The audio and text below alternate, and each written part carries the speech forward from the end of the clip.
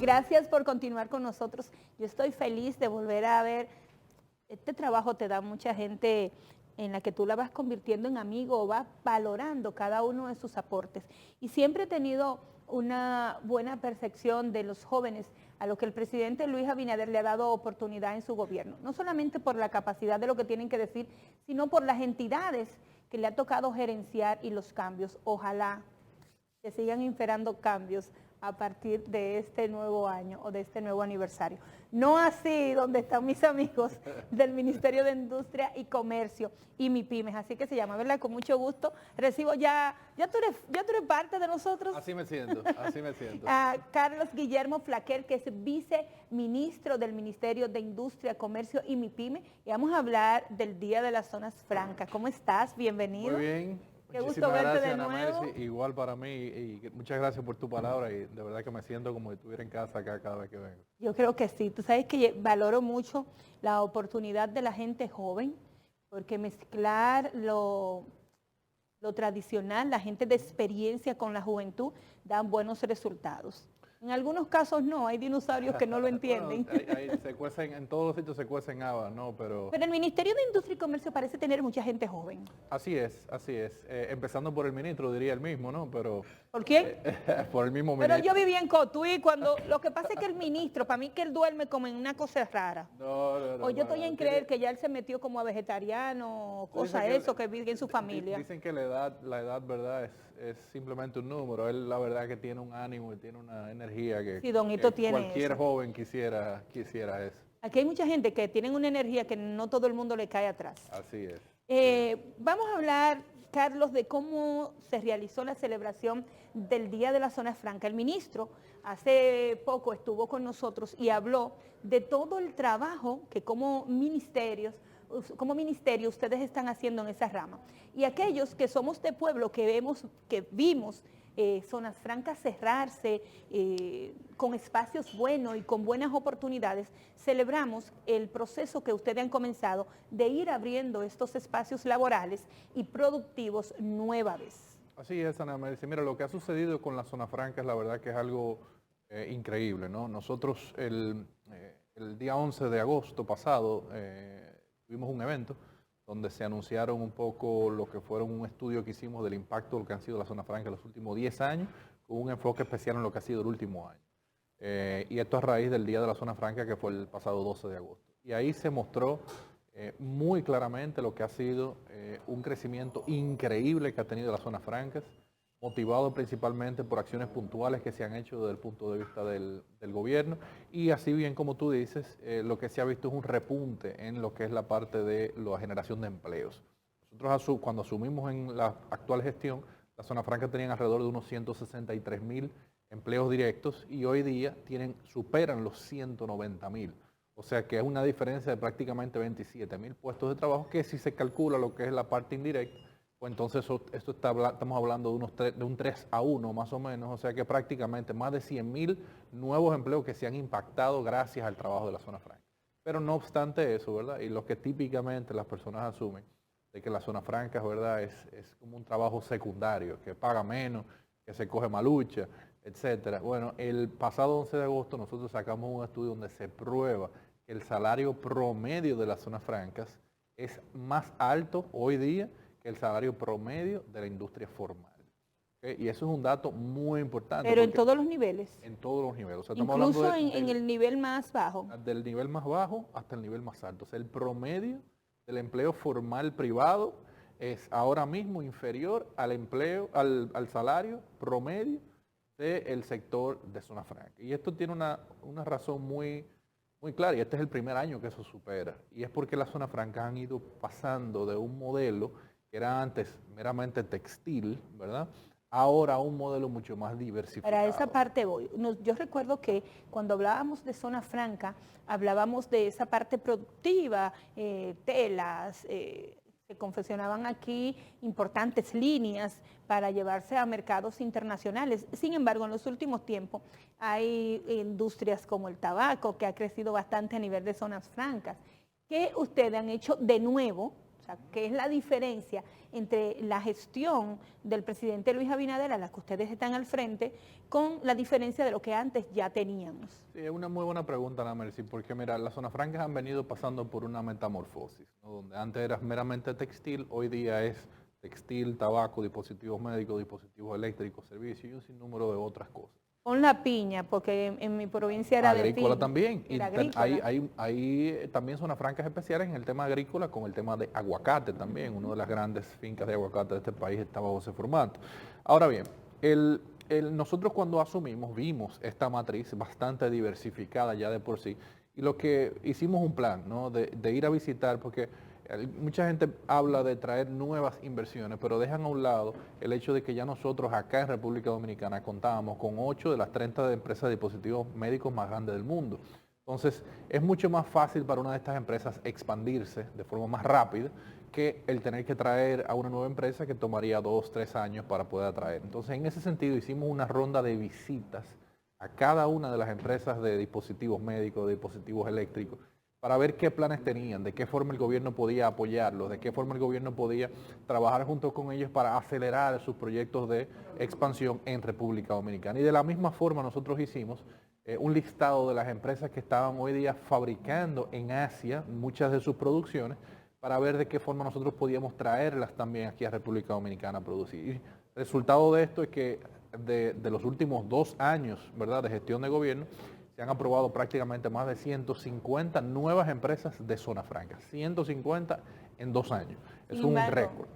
Carlos, debo decirte que el éxito que pueda exhibir hoy las zonas francas no es solamente de ustedes. Tengo entendido Totalmente. que ha sido un trabajo en conjunto con Proindustria. Totalmente. Porque estuvo también en el programa, así como tuvimos al ministro hace poco, estuvo Ulises Rodríguez, que es el de Proindustria, y hablaba del trabajo en conjunto que ustedes han tenido que hacer para la reapertura de zonas francas en municipios importantes. Eso es totalmente cierto. Tengo entendido que ahí se incluye la zona franca de mi provincia, de mi pueblo, de Cotuí, y la de Salcedo o Tenares, algo así, no recuerdo. ¿Cuál es el éxito, Salcedo? ¿Cuál es el éxito que hoy entonces le pudieran sumar ambas instituciones a un discurso que pudiera dar el presidente Luis Abinader? Y te pregunto el éxito, porque para nadie es un secreto que hay carteras importantes que, de acuerdo a los pronunciamientos de los incumbentes o de sus ministros, quizás el presidente hoy no tenga logros que mostrar, o mañana cuando vaya a hacer su discurso no tenga logros que mostrar. No, mira, el éxito al final del día es un ecosistema, y el ministro siempre ha sido muy enfático con eso. Si te pregunta, Tiana Mercy, ¿cuál es el órgano del cuerpo más importante? Tú puedes decir el corazón. Bueno, pero si el corazón funciona y el riñón no funciona, tú puedes. Y si el corazón funciona pero el cerebro no funciona.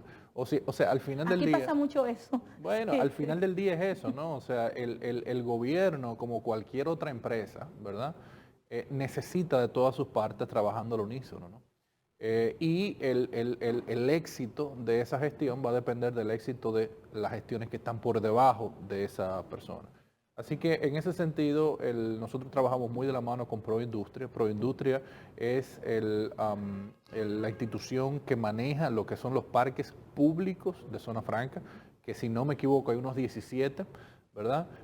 Y teniendo de sus insignias lo que es la zona franca de San Pedro y la zona franca de La Vega. Así como dice el director Rodríguez, nosotros desde el día 1 y por instrucciones directas del presidente Luis Abinader, se buscaron oportunidades en zonas francas que habían sido cerradas, que no había interés, que estaban descuidadas, y Proindustria ha desplegado todo un esfuerzo por reacomodar lo que fueron esas zonas francas y bueno, poder generar esos empleos que tanto necesitan esas provincias. Estoy tan contenta de escucharte hablar de Proindustria, que no tiene nada que ver con ustedes, porque es tan difícil a nivel político o a nivel empresarial darle los méritos al que se merece. Te preguntaba porque sé que es un trabajo en conjunto. Así es. Y así como lo dijo Ulises cuando estuvo aquí, del trabajo que realiza con ustedes, me interesó saber si había la misma armonía para hablar de este tema. Claro que sí, claro en que sí. cuanto a los numeritos que presenta desde el área del ministerio, porque Proindustria tiene lo de ello, desde el área del ministerio, ¿cuáles serían esos logros a resaltar hoy en día en todo lo que tiene que ver con Zona Franca, aunque hemos hablado y tú has podido presentar muchas cosas, cuando se habla de números es cuando los presidentes anotan para sus estadísticas. Y me imagino que mañana será un día de muchas estadísticas. Sí, así es. Mira, las zonas francas realmente uno de los grandes impactos que ha tenido es que en el momento de la peor crisis económica para nuestro país en historia reciente, fue la industria que sacó la cabeza por su propia naturaleza, ¿no? Mientras el mundo se mantenía cerrado, que los productos necesitaban consumirse. Se estaban consumiendo productos del hogar, las personas estaban pidiendo por internet, se estaban buscando productos médicos, productos eléctricos. Yo tengo una persona que conozco que trabaja que tiene una empresa de Zona Franca que vende tarros, Ana Mercy. ¿Qué vende? Tarros. Los tarros de la mata, normal. Los tarros negros estos, a Walmart, a muchísimas de estas cadenas americanas. No sabía que aquí había eso, pero el plástico. Sí, correcto, el plástico. Okay. Y sus ventas crecieron un 200, 300% en el año 2020, o sea, en el peor año. ¿Y por qué? Porque la gente estaba en su casa, estaba trancada, dijo, pero mira esta esquinita aquí, me cabe una mata aquí, empezó a pedir, y eso se multiplicó y obviamente él me dijo, yo nunca cerré, porque la demanda que yo tenía no me daba para cerrar. Entonces, ese fue un sector que sacó la cabeza y a partir de julio del 2020, todavía en medio de nosotros toda esta vorágine y a partir de agosto también, nosotros empezamos a ver meses récords de exportación. Y cuando la gente ve que las exportaciones aumentaron $1,000, $2,000 millones de dólares, no lo ven como mucho, pero yo te digo a ti, el año pasado fueron 9,000 contenedores más de exportación que salieron. Esos son 9,000 transportes que hay que pagarle al transportista. Son 9,000 gestiones de aduana que hay que hacer. Son 9,000 camiones pagando el peaje. Son familias adicionales que reciben más dinero. O sea, es tangible. Cuando se habla de un aumento en las exportaciones, el efecto cascada que tiene eso a otros sectores de la economía. Ya ese camión va a tener que ir a la parte de repuestos a buscar el mantenimiento, la goma que se le desgasta. O sea, hay una dinamización de la economía con cosas tangibles como esa. Así que eso es uno de los factores que para mí en lo personal más me impactan, ¿verdad?, de lo que ha sido la zona franca, pero también el tema de empleo. Nosotros hoy en día, Ana Mercy, tenemos el número de empleos más alto de los últimos 20 años en zona franca. El número más alto. Estamos superando los 191,000 y se espera que ya para final de este año estemos llegando a los 200,000 empleos directos. Que si calculamos lo que es la parte indirecta, estamos impactando 600,000 personas, que a su vez son 600,000 familias que pueden ir al colmado, que pueden ir al supermercado, que pueden pagar el colegio. O sea, es un efecto tangible que están teniendo este sector, donde antes, ¿verdad?, estaba un poco marginado a nivel conceptual para las personas, pero hoy en día lo vemos. Y ya para concluir, y esto es una parte que resaltamos el 11 de agosto, la parte de servicios. Nosotros aquí en las zonas francas, típicamente nosotros pensamos en manufactura, ¿verdad?, cosas físicas. Pero en la zona franca está pasando una revolución, que es con la parte de servicios. La gente piensa en servicios, piensa en call center automáticamente, pero es mucho más que eso.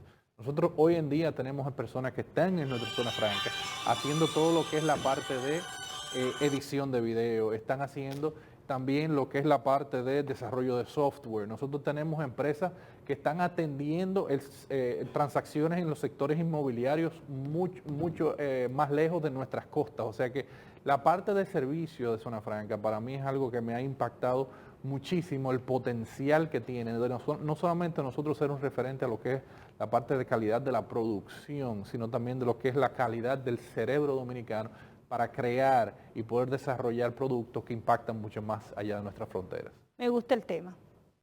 Todo lo que tiene que ver con que la gente eche hacia adelante y que ese efecto cascada comience con uno y se ve en otro es importante. Así que tiene el reto de volver. Siempre. Para mí es un placer estar aquí, Ana Mercy. Que sigamos hablando del tema y que la gente pueda conocer un poquito más. Quizás en una próxima entrevista ver dónde se van a abrir zonas francas, qué calidad de profesionales se necesitan para que la gente se entusiasme y pueda encontrar un medio de subsistir.